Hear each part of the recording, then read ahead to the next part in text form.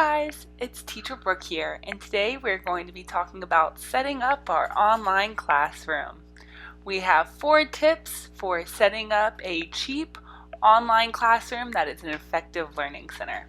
So number 1 is going to be your lighting.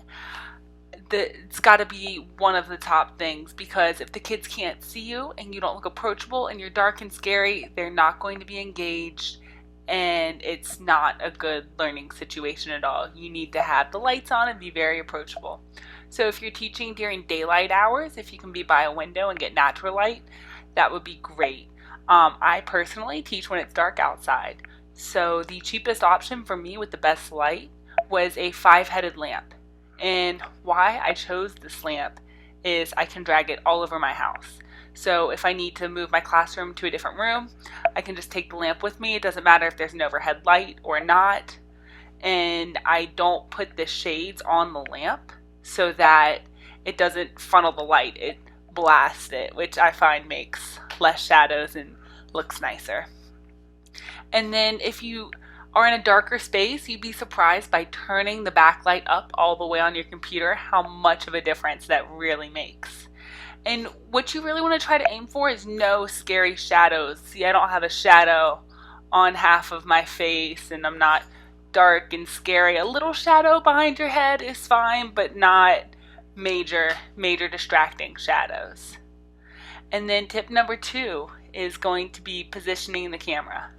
So you want your laptop to be elevated if you're teaching on a laptop, because your camera needs to be at eye level.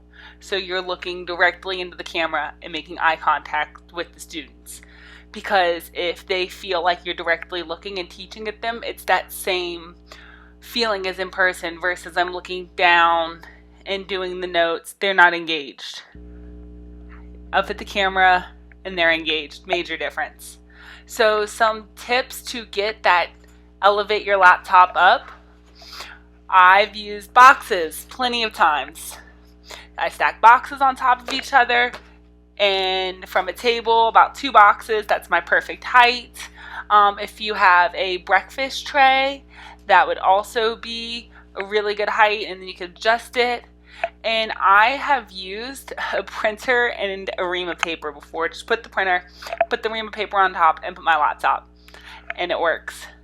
So really anything that your laptop is sturdy enough on to get it elevated, so we're making that eye contact.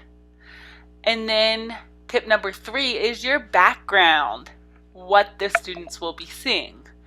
And a plain white wall is perfectly fine, no distractions. You do not want any TVs in the background, no clutter. So while my fireplace might look really nice with my mantle and my decorations, we don't want that. We don't want any of our personal family decorations in the background.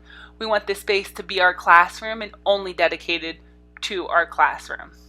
So if you don't have a plain white wall that you can sit with, a trifold board is a great solution to that.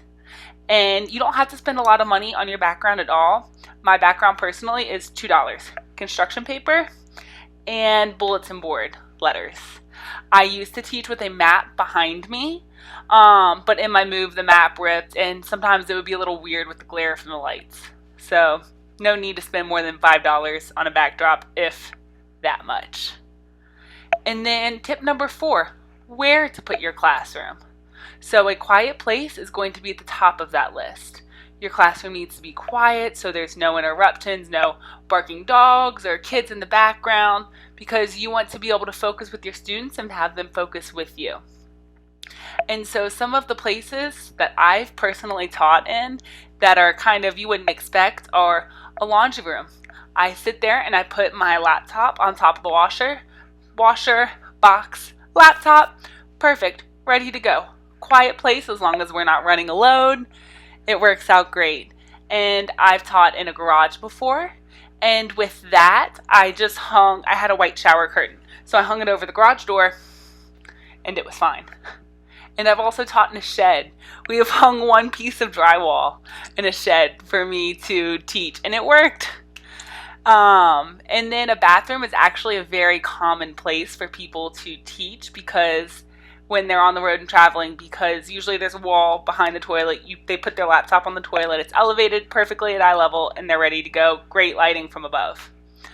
And just if you think that you might have a good place but don't have a setup, get so creative. I have used a stool with a Rubbermaid on top. I have sat on the floor with totes to stack to put my laptop and boxes. So really you can be creative. Doesn't matter what your setup looks like. It matters what the background looks like and how the lighting is. So if this helped, let me know. I've been teaching online for 2 years. I work with Q Kids and Magic Ears and love it. So have a great day.